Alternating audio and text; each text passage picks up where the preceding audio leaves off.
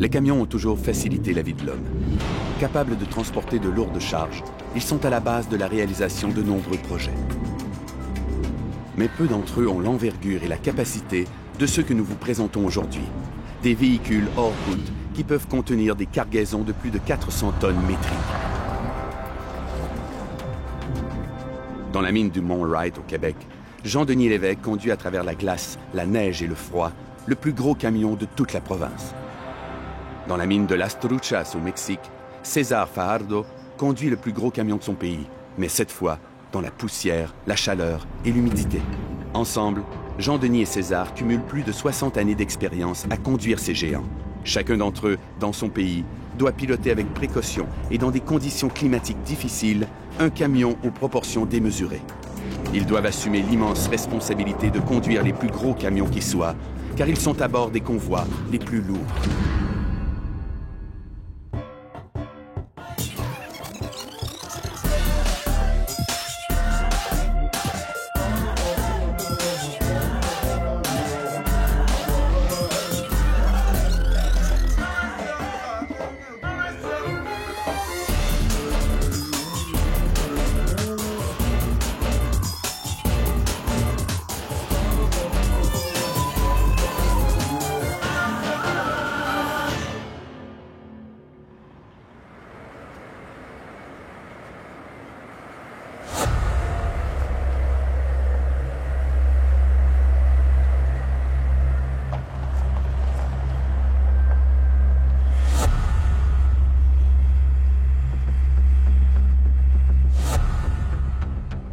Jean-Denis Lévesque déverse sa 20e charge de minerai de fer de la journée.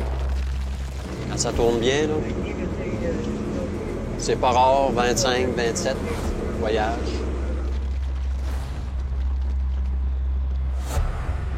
Il connaît la mine sous toutes ses coutures, mais il reste toujours sur le qui-vive. Comme dirait l'autre, là, quand vous regardez une game de hockey, là, vous suivez la game. Là. Ici, dans la mine, c'est pareil. Il faut être alerte. Il faut être très alerte. Il faut être prêt à réagir assez vite pour pas Le qu'il arrive gigantesque d'accident. camion que conduit Jean-Denis fait 15 mètres de long, 7 mètres de haut et 10 mètres de large. Il peut supporter une charge allant jusqu'à 363 000 kilos ou 400 tonnes courtes, d'où son surnom de 400 tonnes. Vide, il fait déjà 250 000 kilos. À plein chargement, le véhicule pèse 624 000 kilos, un véritable tank qui peut s'avérer extrêmement dangereux, surtout lorsque les voies sont couvertes de neige et de glace. Et si je roule trop vite dans un détour, le camion va déraper. Si je dérape, s'il y a une camionnette ou un petit véhicule, il y a beaucoup de chances là, que la personne qui est dans le petit véhicule, là, il en restera pas gros. Il n'y a personne qui souhaite ça.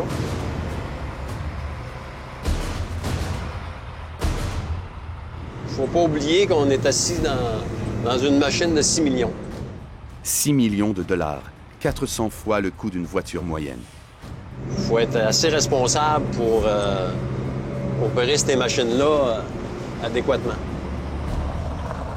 Conduire un tel camion est un privilège qui vient avec l'expérience. Dans les débuts, j'aimais aller sur des tracteurs sur chenille. Aujourd'hui, ma préférence est pour le camion ici, de 400 tonnes. J'étais un petit peu polyvalent. Et de la polyvalence, il en faut quand on habite à Fermont. La municipalité de Fermont a vu le jour en 1974 et a été créée pour accueillir les ouvriers de la mine et leurs familles. Elle est située au-delà du 53e parallèle, dans la région de la Côte-Nord, au Québec, ce qui en fait la ville la plus nordique de la province. 3000 personnes y vivent, isolées du reste du Québec, dans un climat subarctique. Là-bas, on fait référence à toutes les autres municipalités de la province comme étant celles qui sont en bas. Les Fermontois sont presque tous des employés d'ArcelorMittal, la compagnie qui exploite la mine du Mont Wright. Ils ont tous fait d'énormes sacrifices en s'installant à cet endroit. Il faut faire des choix dans la vie, vous savez. Quand on a des choix, des fois, c'est pas tout le temps des choix qui sont faciles.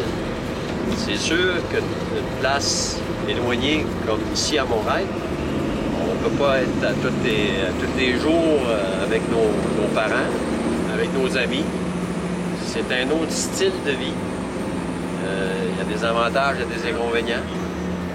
Jean-Denis Lévesque a quitté le Bas-Saint-Laurent il y a maintenant 35 ans pour travailler dans les mines du Nord. Il vit à Fermont avec sa femme dans le plus grand bâtiment de la ville, surnommé le Mur Écran. Dans le Mur Écran, on a des logements, on a tous les services. Je crois qu'on est aux alentours de 500 logements. On loge dans nos appartements. On s'en va chez nous le soir, puis on est heureux. Cette immense structure de 1,3 km de long et de 50 mètres de haut a été construite par la compagnie minière selon un modèle d'architecture suédoise. Ce bâtiment multifonctionnel en forme de flèche est conçu de façon à empêcher les vents glaciaux de l'hiver de s'abattre sur la ville. Puisque l'hiver dans ce coin du Québec peut durer plus de 7 mois, tous les services sont présents à l'intérieur du mur afin que la population évite d'affronter la neige et le froid. Si on veut, là, on peut passer 365 jours à l'intérieur. Je voudrais pas être ravageois, j'ai déjà dit. Il neigeait à tous les mois de l'année. Et puis, comme de fait, il y avait neigé dans le mois de juin, il y a neigé à la fin de juillet, puis il y a neigé dans le mois d'août. Il y en a tombé à tous les mois de l'année. Puis, ben, là, on parlera pas des moustiques. L'été, il y a des moustiques. L'hiver, c'est un autre genre de moustique qui pique, c'est le froid. Un froid qui peut atteindre une température de moins 50 degrés Celsius. Il faut vraiment aimer l'hiver.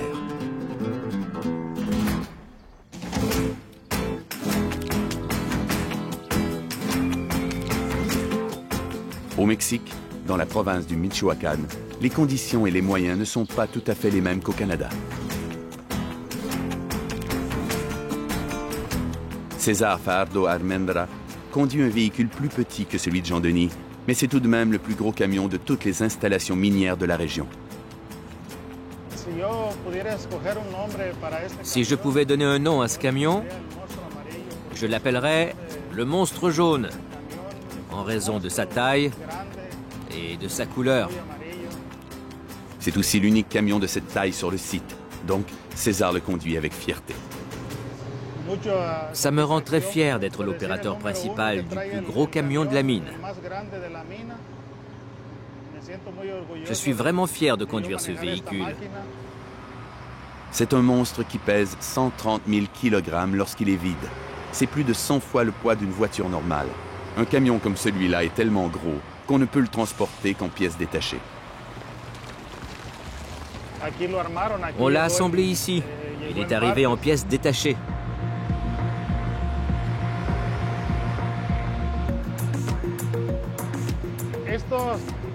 On appelle ces camions des camions hors route parce qu'ils peuvent transporter des matériaux abrasifs et qu'ils sont immenses. Ils ne doivent pas circuler sur les routes fédérales.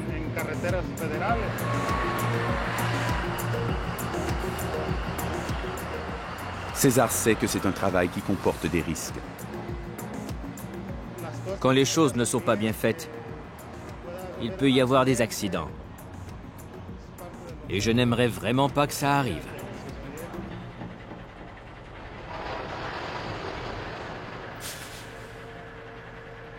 César travaille à la mine de Las Truchas depuis plus de 30 ans.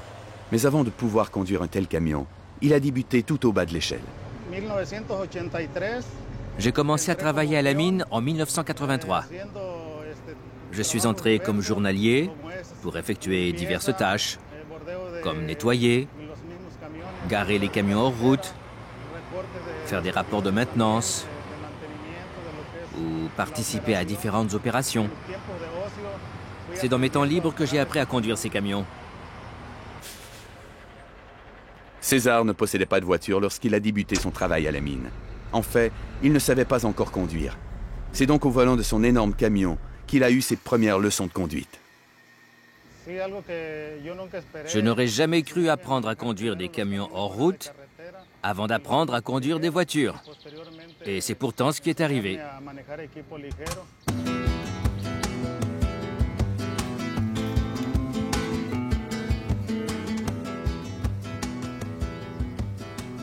Avant de travailler à la mine, César et les siens vivaient de la récolte d'ananas et de noix de coco. Pendant ses temps libres, il continue de prendre soin de la plantation pour préserver la tradition. Ce sont les terres de mes parents, là où il y a des cocotiers. On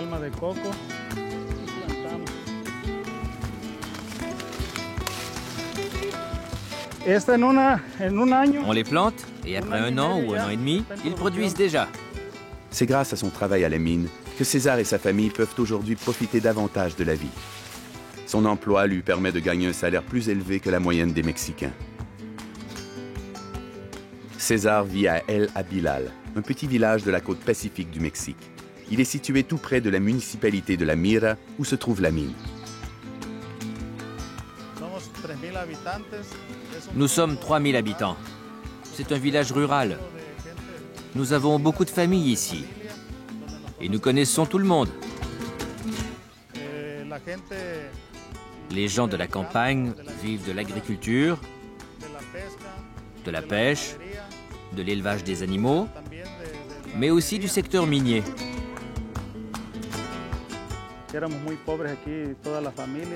Ma famille et moi étions très pauvres lorsque nous vivions ici. Nous avions des maisons de bois avec des toits en paille ou en feuilles de cocotier. Aujourd'hui, grâce à l'entreprise minière, on peut avoir une camionnette et une maison en béton. On peut avoir une vie meilleure. Au Mexique comme au Québec, travailler à la mine, c'est l'espoir d'une vie meilleure.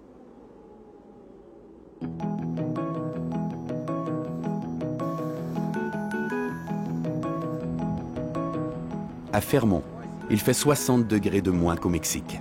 Il est 7 heures, Jean-Denis et ses collègues attendent le bus navette qui vient les cueillir à la porte numéro 33 du Mur-Écran. Ils parcourent ensuite les 17 km qui les mènent au site de la mine du Mont Wright.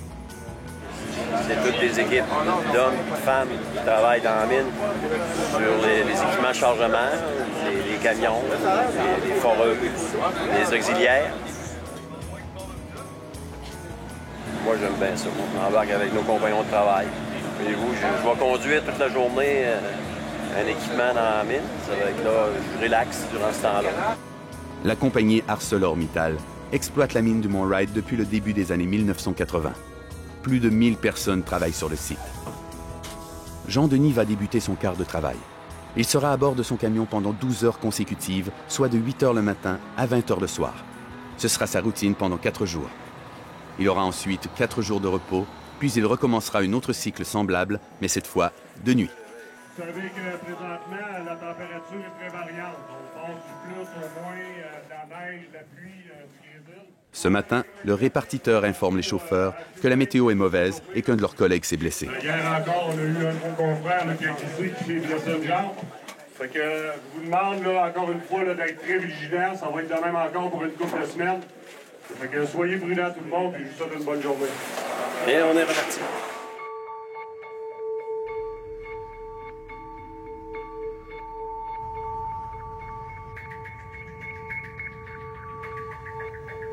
C'est à bord d'une camionnette que Jean-Denis se déplace jusqu'au stationnement réservé aux véhicules aussi gros que le sien. Le moteur, c'est un V20, 4 turbos alimentés. C'est une nouvelle génération de moteurs. Ce sont des air-to-air qui appellent. Puis c'est supposé de développer 4000 forces. Mais avant de mettre un tel moteur en route, Jean-Denis effectue une inspection rigoureuse de son véhicule.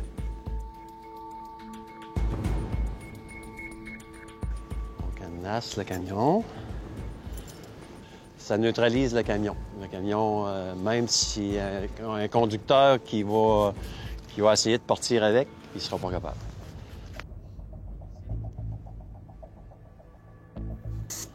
On vérifie les niveaux d'huile. Ici, on vérifie s'il n'y a pas de pièce qui est défectueuse. Le camion de Jean-Denis est aussi haut qu'un immeuble à logement de 2 étages.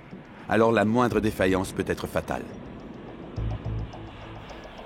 C'est bon. Travailler sur un camion de ce genre exige une attention constante à l'égard des codes de sécurité et du bon fonctionnement de la mécanique. Au prix qu'ils valent, faut s'en occuper un petit peu. Maintenant que le cadenas est enlevé, le camion n'est plus immobilisé. Jean-Denis doit être conscient de tous ses gestes.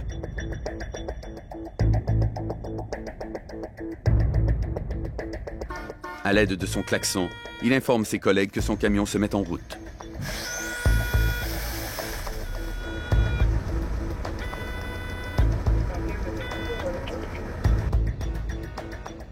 Quand on part comme ça d'avant pour avertir s'il y a quelqu'un sous la machine, on a une bonne vision quand on est en haut, mais tout près de la machine, s'il y a des gens qui se faufilent, on ne les verra pas. Le site minier du Mont Wright a vu ses premiers véhicules 400 tonnes arriver en 2011. 3 camions ont été testés cette année-là. Devant leur prouesse et capacité, la compagnie minière a fait l'acquisition de 10 autres de ces colosses en 2012. Jean-Denis fut l'un des premiers à qui l'on a confié la conduite de ces mastodontes. Mais bien qu'il connaisse parfaitement son véhicule, Jean-Denis sait que la conduite d'un tel camion est dangereuse, particulièrement aujourd'hui, alors que le temps est instable. Le camion de Jean-Denis sera bientôt chargé de minerais qu'il devra transporter à son lieu de déversement. L'opération de chargement est si délicate que chaque camion doit se tenir éloigné de la grue et attendre le signal. Même lorsqu'ils sont en attente, les chauffeurs restent attentifs aux dangers et aux codes à respecter. C'est 2 longueurs de camion quand on est en attente à appel ici. Puis la distance entre les trucks chargés est de 7 longueurs de camion.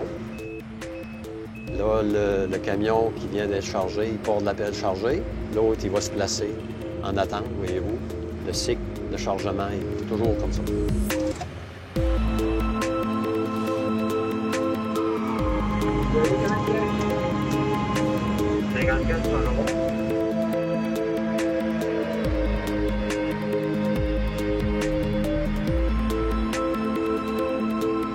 Quatre énormes pelletés suffiront à remplir la benne du camion.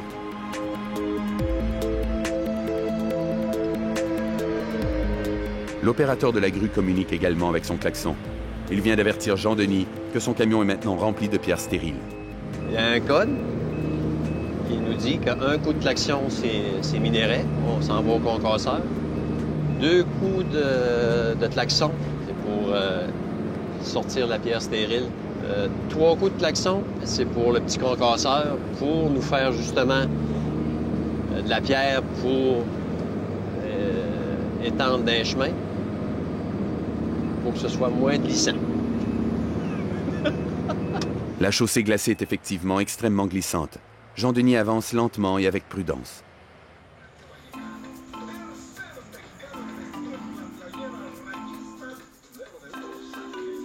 Il est 6 heures du matin au Mexique. Et ici, contrairement au Québec, il fait 30 degrés au-dessus de zéro. César quitte la maison pour se rendre à la place centrale du village. C'est là que le véhicule de la compagnie viendra le cueillir.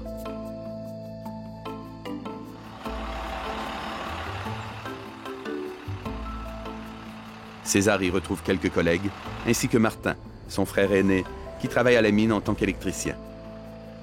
Les 2 hommes ont mal dormi. Je me suis réveillé tôt, vers 1h30. Il y a eu des éclairs. Je suis resté éveillé toute la nuit.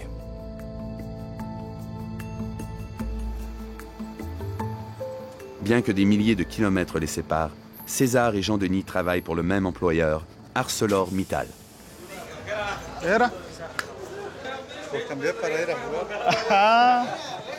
Tous les travailleurs de la mine se connaissent et une franche camaraderie règne entre eux. Tu es assigné au 1501. Tu pourras commencer ton inspection dans 20 minutes. Il est déjà là? Oui. Le répartiteur demande à César d'inspecter son véhicule avec minutie. Je peux prendre une radio? Bien sûr.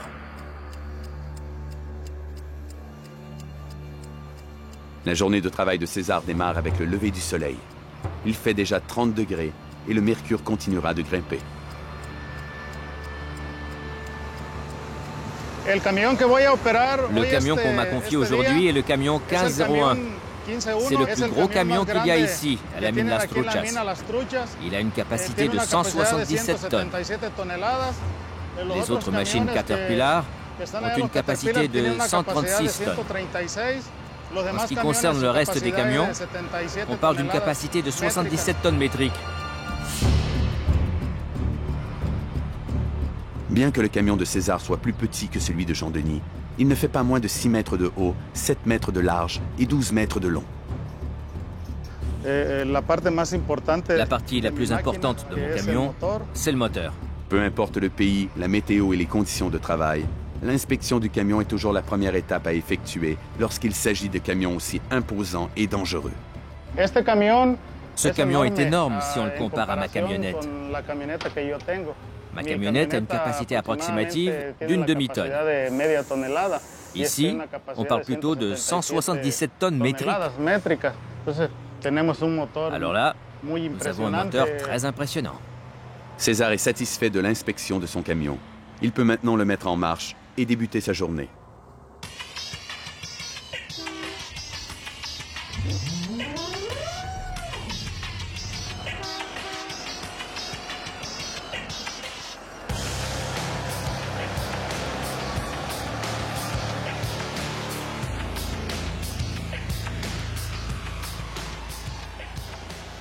La mine de Las Truchas est en opération depuis 1976.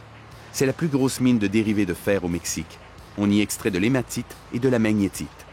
La mine porte le nom de Las Truchas, les truites, car elle borde une rivière qui regorge de ce type de poisson.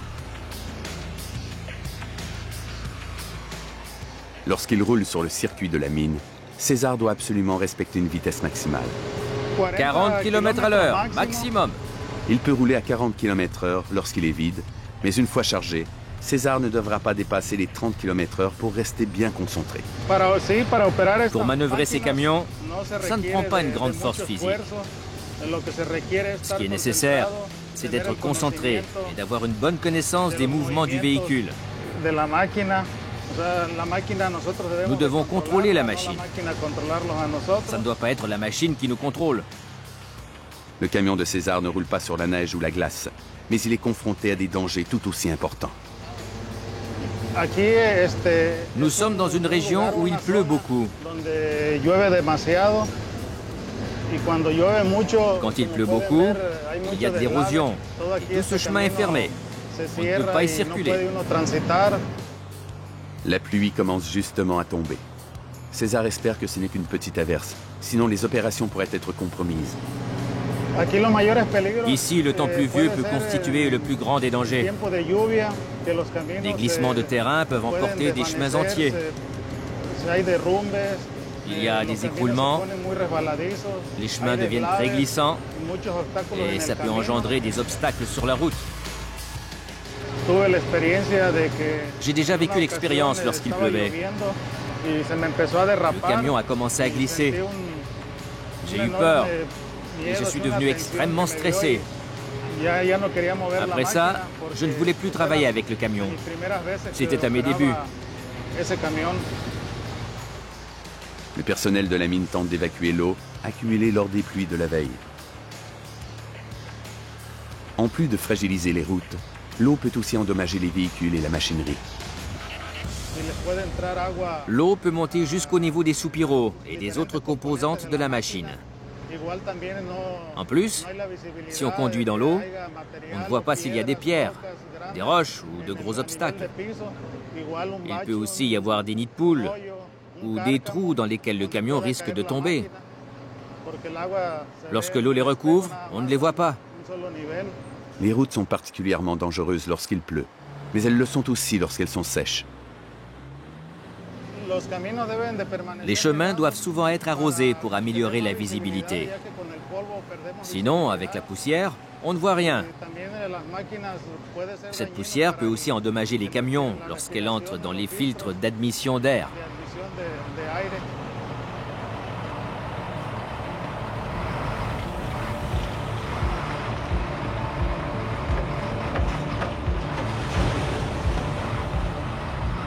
De retour à Fermont, Jean-Denis se positionne près de la grue de chargement, une opération qu'il ne doit pas prendre à la légère.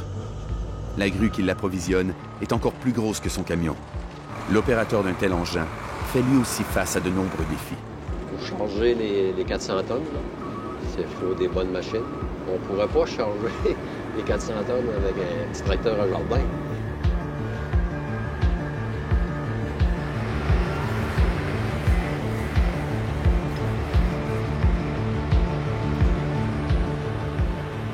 Yvon Durette travaille avec Jean Denis depuis plus de 23 ans. Avec sa pelle, c'est lui qui recueille le minerai de fer qui a été extrait grâce au dynamitage et qui le charge dans le camion de Jean Denis. Ça, c'est rien, ça. Ça brosse plus que ça. Il est aux commandes d'une machine énorme qui manipule de très lourdes charges et qu'il faut opérer avec minutie.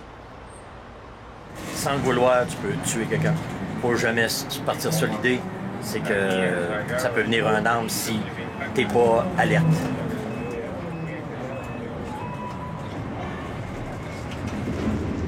La première, il avait placé 82 tonnes métriques. La deuxième, on est rendu à 165 tonnes métriques. La balance à partir de 165 jusqu'à 257. Là, il va m'en mettre ça, c'est le troisième godet. Il va sûrement m'en mettre soit 4 ou 5. Yvon est aux commandes d'un véhicule aussi puissant que dangereux. Chacune de ces pelletées de minerais est aussi lourde que 7 autobus scolaires. Pour charger un 400 tonnes, ça prend au moins 4 passes de godet, un temps à peu près de 1 minute et demie à 2 minutes. Charger un 400 tonnes est une opération particulièrement risquée qui doit s'exécuter très rapidement. Dans une bonne journée, je peux sortir en 135 voyages. Ça devait être 51 000 tonnes d'un chiffre de 12 heures. J'adore cet appel-là. Je me sens pareil dans mon corps de sortir avec ça.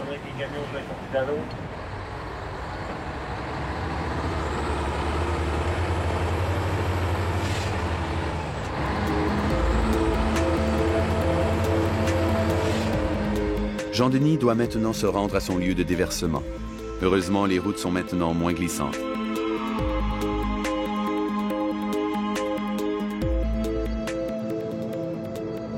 On va vidanger notre voyage à la halte.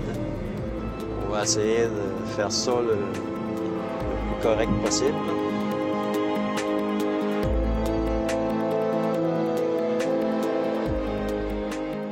Jean Denis roule avec précaution, car s'il recule un peu trop, son camion et lui vont se retrouver dans le ravin. Voyez-vous, ce qu'on voit sur la halte, on a des bumpers qui appellent. C'est pour pas que les camions passent tout droit en bas de la jetée. Si à un moment donné, mon camion manque de frein, là, je vais m'arrêter dans le bumper. C'est lui qui va me retenir pour pas que je déboule en bas.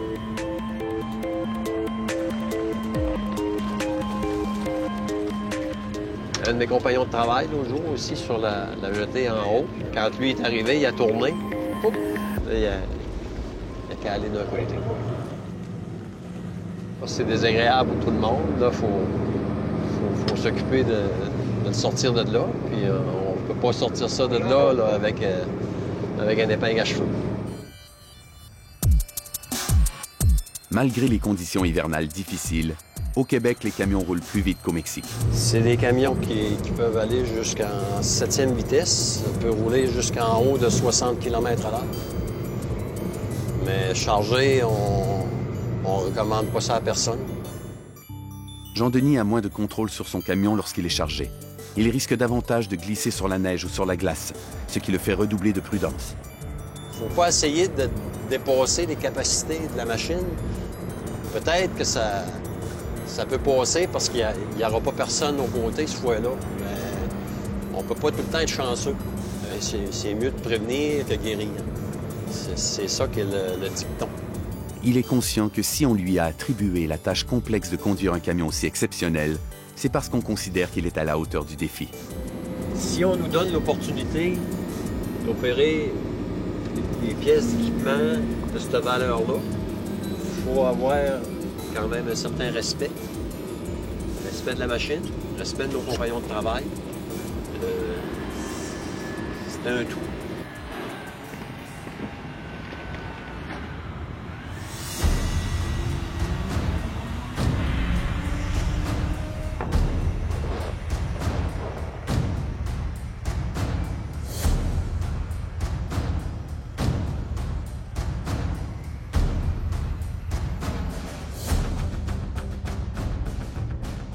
Au Mexique, César s'apprête à effectuer son dernier voyage avant la pause du midi.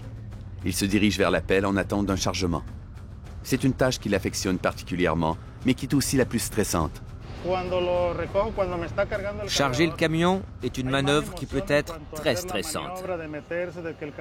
Il faut se positionner correctement sur le chantier, exactement au bon endroit. La pelle mexicaine est également beaucoup plus petite que celle du Québec, mais elle n'est pas inoffensive pour autant.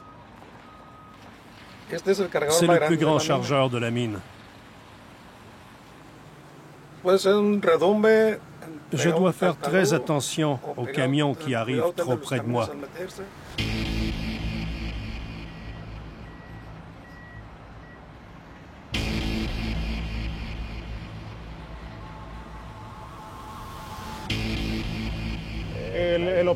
Il faut rester vigilant et garder l'œil sur le chargeur. Si on aperçoit qu'il pourrait frapper le camion, il faut vite se déplacer. César et Luciano doivent travailler conjointement pour assurer leur sécurité mutuelle et maximiser le bon déroulement du chargement. Le plus important, c'est de rester concentré sur ce que l'on fait. Il faut savoir se positionner, puis se retirer. En sortant, il faut surveiller la hauteur nécessaire pour vider la pelle dans le camion. La pelle de Luciano est moins volumineuse que celle de Fermont, mais elle peut tout de même déverser une trentaine de tonnes de minerais à la fois, soit un poids équivalent à celui de 23 voitures. Normalement, c'est 4 ou 5 pelletés. Ça dépend du minerai, s'il est de type minéral ou stérile. Parfois, c'est possible d'y mettre jusqu'à 6 pelletés, mais normalement, c'est 5. Je fais de 15 à 18 voyages par jour. Et comme pour Yvon et Jean-Denis au Québec, Luciano et César se côtoient depuis bien des années. Je connais bien César. C'est mon collègue de travail depuis 28 ans. C'est une bonne personne et il est apprécié de tous. Et comme chauffeur, c'est un bon chauffeur? Oui, aussi. Le camion de César est chargé à pleine capacité. Il doit se rendre à son lieu de déversement, mais le poids du camion sur le sol boueux rend la tâche périlleuse.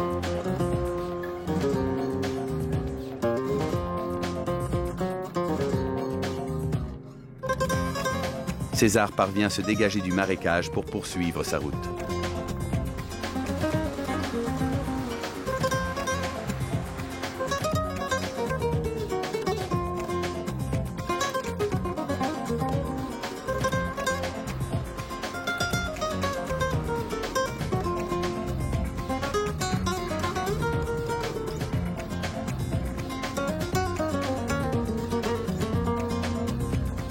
L'opération s'est déroulée sans problème. César peut aller garer son camion et manger.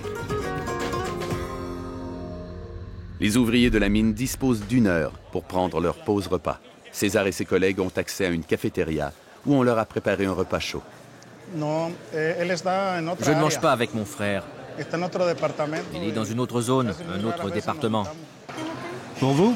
Je veux de la viande, du chou-fleur et du cactus. Une tortilla, puis c'est tout. Une tortilla. Tu me donneras l'autre. On se repose ici.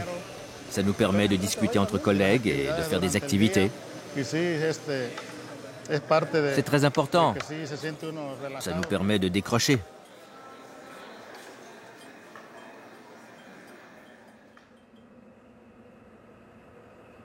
Au Québec, c'est aussi l'heure pour Jean-Denis de prendre une pause. Il gare son camion près d'une unité de cuisine mobile. Contrairement à César, il n'a que 35 minutes pour se reposer et avaler son repas du midi. Il n'a pas accès à une cafétéria, mais il peut lui aussi retrouver ses collègues, comme Yvon, l'opérateur de l'appel. On est 12 heures dans nos machines. On a 35 minutes pour décrocher de là. On n'est pas mis ici pour se pogner le cul, on est ici de produire, on est ici de travailler. Pour maximiser le temps de repos du véhicule de Jean-Denis, Michel Fauteux en profite pour venir le ravitailler en carburant. La première procédure, immobiliser le mastodonte afin d'éviter un accident avec le camion-citerne, ce qui pourrait avoir des conséquences désastreuses. Un camion aussi démesuré, fonctionnant sous un froid glacial, consomme énormément de carburant. Habituellement, on met de 2400 à 3000 litres de diesel par période de 12 heures. C'est beaucoup.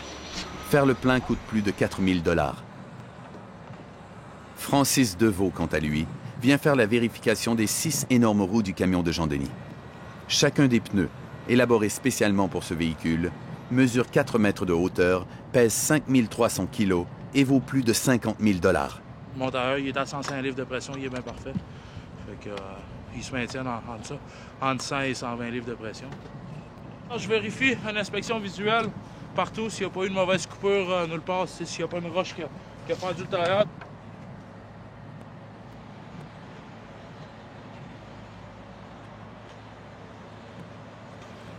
Les 35 minutes de pause sont écoulées.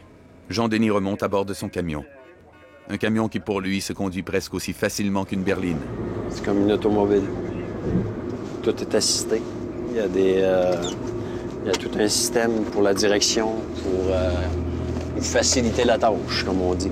Sinon, il faudra avoir les bras gros comme ça. Une formation rigoureuse est toutefois nécessaire pour conduire un tel véhicule. Le training de base est de 96 heures avec un moniteur. Puis après ça, on va passer des tests.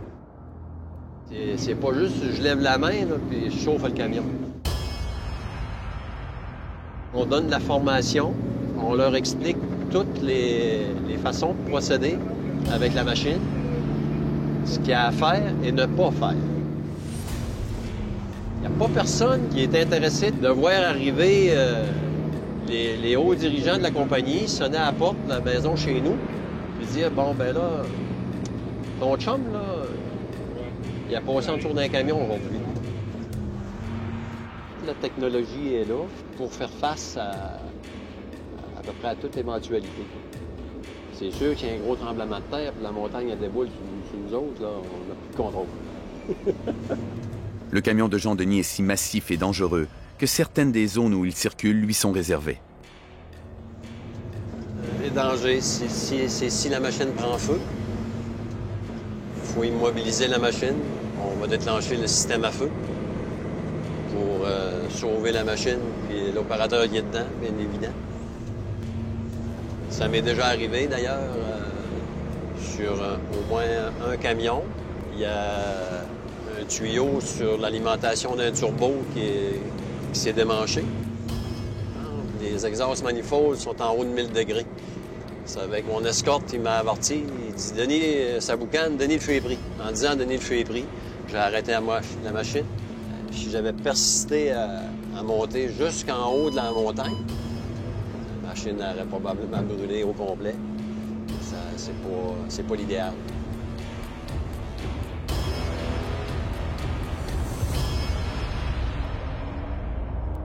Jean-Denis aperçoit un danger sur la voie. Tabarnouche. Ça a grimacé. Ça a grimacé. Il avertit immédiatement son contrôleur. Contrôle, Lucien, il y a des roches de tomber dans la deuxième rampe de la 607. Par chance, il a aperçu les pierres avant qu'un accident se produise. Un simple caillou sur la chaussée, sous la pression d'un pneu de camion 400 tonnes, peut être projeté à une vitesse fulgurante, traverser la fenêtre d'un autre véhicule et tuer son opérateur. Là, j'ai averti mon contrôleur. Lui, il va avertir l'opérateur de niveleuse, va venir, il va enlever les roches. Ils sont tombés de la boîte du camion qui nous a précédés. Que ce soit au Québec ou au Mexique, il y a énormément de risques lorsqu'on conduit un véhicule de cette taille et de cette complexité. Ce n'est pas tout le monde qui peut manœuvrer un tel engin. L'expertise de César est précieuse pour la compagnie minière, car c'est lui qui forme ses collègues à conduire ces monstres jaunes. C'est Gregorio Montalban qui aura l'honneur d'être le premier employé, après César, à conduire le plus gros camion de la mine.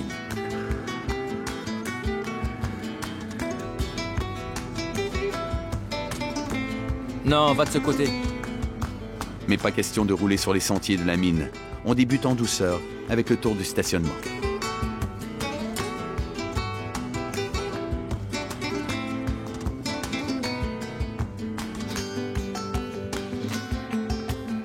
C'est un privilège pour Gregorio et il en est reconnaissant.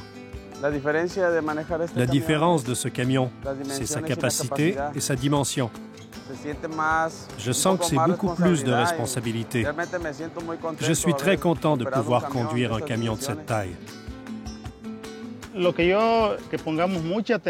leur apprends à toujours être attentifs. Un accident pourrait survenir à tout moment. Je serais très malheureux si ça se produisait. Surtout un accident mortel. Mais même un petit accident. C'est moi qui en serais responsable, parce que je suis leur instructeur. César, quant à lui, est heureux de pouvoir transmettre son savoir. Je suis fier de moi et très content, parce que je suis le seul qui peut enseigner à mes collègues comment conduire ce camion.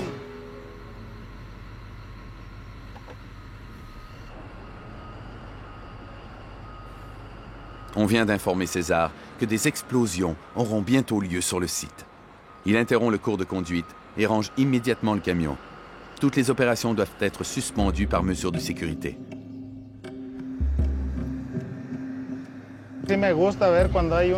J'aime bien quand il y a des explosions. C'est très impressionnant, surtout quand les débris sont projetés dans les airs.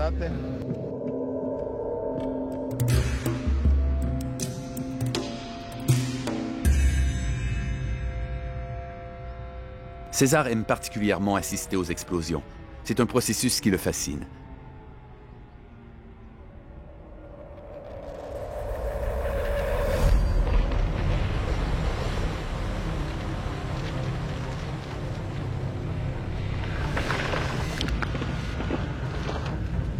Une explosion comme celle-ci permet de dégager 14 000 tonnes de minerais. Ici, c'est de l'hématite que César et ses collègues seront chargés de recueillir. Le minerai sera ensuite acheminé vers l'usine de Lázaro Cárdenas, où il sera transformé en barre de fer. Il y a une faille ici. Oui, par ici et par là. L'explosion s'est déroulée sans incident. César et ses collègues peuvent reprendre le travail. Oui, tu m'as demandé d'en revenir à appel, je suis revenu à peine. De retour au Québec, la température ne s'est pas améliorée.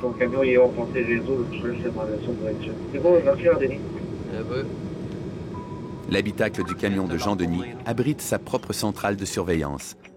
Elle fournit en temps réel des informations sur la charge, les systèmes de fonctionnement et la performance du véhicule, en plus de repérer les problèmes de transport qui peuvent survenir. Cet écran permet également à Jean-Denis d'envoyer des messages au poste de contrôle. Fini de charger en transport. Les activités du site minier du Mont Wright sont complexes et périlleuses. Jean-Denis n'est pas le seul à opérer un véhicule imposant sur le chantier. Le poste de contrôle gère les opérations et les déplacements de tous les véhicules. La communication entre le contrôleur et les chauffeurs est essentielle.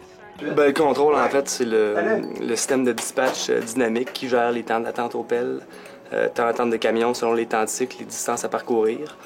Le but, c'est d'obtenir, dans le fond, le maximum de tonnage avec les équipements disponibles pour la journée. 322 au contrôle, Lucien. Oui, Jean-Denis. C'est toujours bon, l'appel 607? Oui, Jean-Denis. Oui. Jean-Denis Lévesque, actuellement, on le voit ici au système, là. Il est prochain camion en attente à l'appel 607. On peut voir exactement sa position. C'est, disons, une quarantaine de camions qui vont opérer dans la mine. Habituellement, une dizaine de pelles qui opèrent. Puis là, aujourd'hui, on voit que la météo est plus ou moins favorable. Présentement, les différents secteurs sont fermés à cause de la neige. Là. Le but, c'est de les réouvrir le plus rapidement possible pour rétablir la circulation. Ça fait beaucoup de paramètres à gérer pour un individu, téléphone, radio, ordinateur en même temps. Rapport du camion 1401, il semble être arrêté. Les effectifs et les moyens de la mine de Las Truchas étant beaucoup plus restreints que ceux des mines du Québec, le poste de contrôle est dirigé par une seule personne, Marcella Dislas. Elle doit se débrouiller avec des écrans et des radios qui ne fonctionnent qu'à moitié. Les caméras m'aident beaucoup parce que je dois voir et contrôler toutes les opérations de la mine.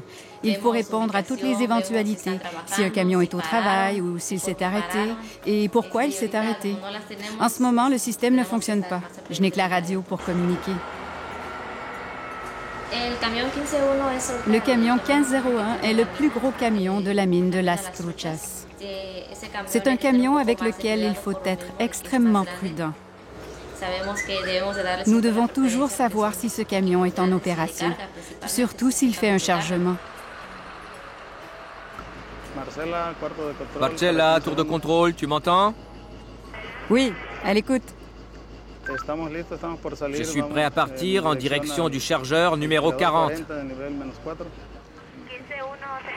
1501, message reçu. Ok, merci. Yo, t'es toujours là? Ça va être pour mettre de l'huile à moteur dans le tank en haut sur le bec.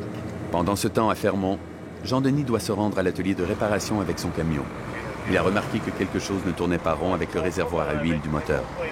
Là, on va au garage pour réajuster la tank de réserve en huile à moteur. C'est Marc Hamelin, le chef d'équipe de l'atelier de réparation des véhicules miniers, qui l'accueille. Marc est un mécanicien de talent. On fait appel à lui quand il est question de camions aussi imposants et complexes que les 400 tonnes. Le grand défi mécanique de ces camions, c'est tout le temps des grosses pièces énormes avec des gros outils à manipuler tout le temps. Le moteur à diesel refroidi du camion de Jean-Denis possède 20 cylindres à 4 temps et 4 turbocompresseurs. Immense, il occupe toute la partie avant du camion et pèse à lui seul 500 kg. Il remarque beaucoup de choses. Autrement dit, les températures du camion en général, comment il se comporte, les pressions. On voit, Jean-Denis, il dit, exemple, mon camion fait telle chose, on s'en mange pour le préparer, autrement dit. Il est impératif d'effectuer la réparation rapidement et de maintenir le camion de Jean-Denis en bon état. Sans lui, les opérations de la mine seraient grandement compromises. Plus qu'on va donner d'informations à nos mécaniciens, plus vite la machine elle va être réparée, plus vite ils vont détecter le trouble.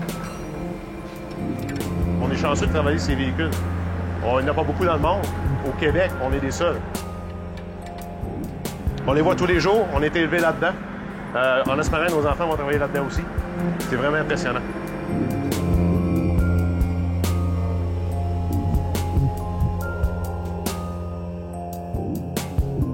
Les conditions climatiques viennent de s'aggraver et perturbent les activités sur le chantier. Jean-Denis doit composer avec les chaussées glissantes et redoubler de prudence. C'est une journée spéciale, là. Il y a des journées comme ça, il y a des journées spéciales.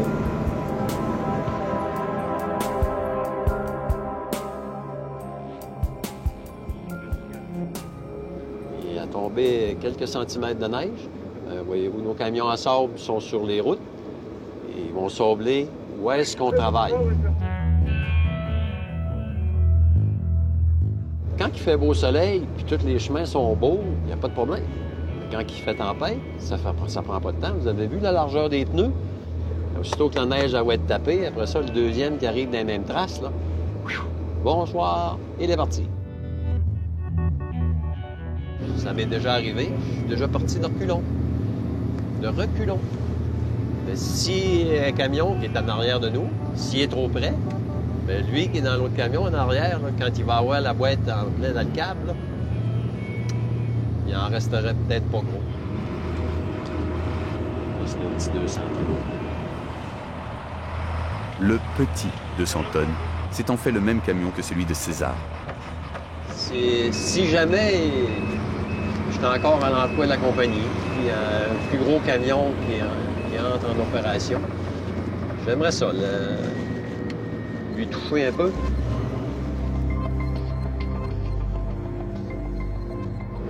Toute bonne chose a une fin. Fait qu'à un moment donné, on va partir à la retraite. Mais si ce serait à recommencer, je recommencerais parce que j'aime mon travail autant aujourd'hui que dans les débuts.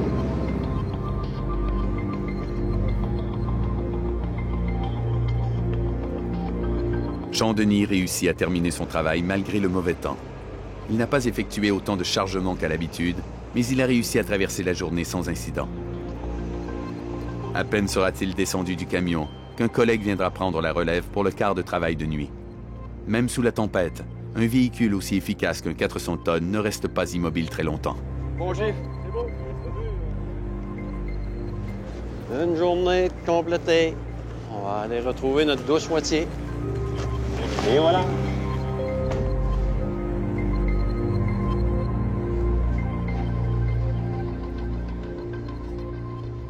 La journée de César tire également à sa fin. De son côté, il rêve de conduire un jour le camion 400 tonnes de Jean-Denis. Ouais, j'aimerais bien opérer un camion encore plus gros. Je me sens vraiment jeune. J'ai encore toute la vie devant moi. Je travaille ici depuis presque 30 ans, mais je n'ai que 49 ans. Je n'aurai droit à une pension qu'à 60 ans. Je voudrais travailler ici aussi longtemps que je vivrai, parce que j'adore ce que je fais pour cette compagnie, surtout avec ce camion.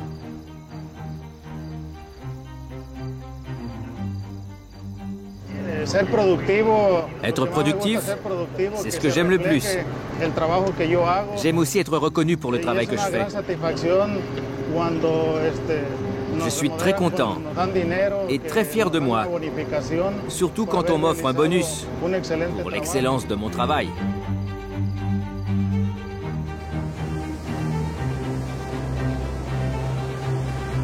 Le travail à la mine terminé, nos deux chauffeurs peuvent maintenant se détendre et apprécier leur coin de pays respectifs.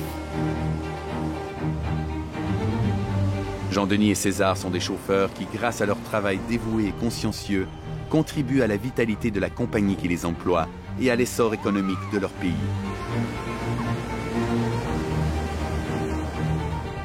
Derrière leur volant, ils comblent le désir de tout petit garçon, conduire les plus gros camions du monde et être à bord des convois les plus lourds.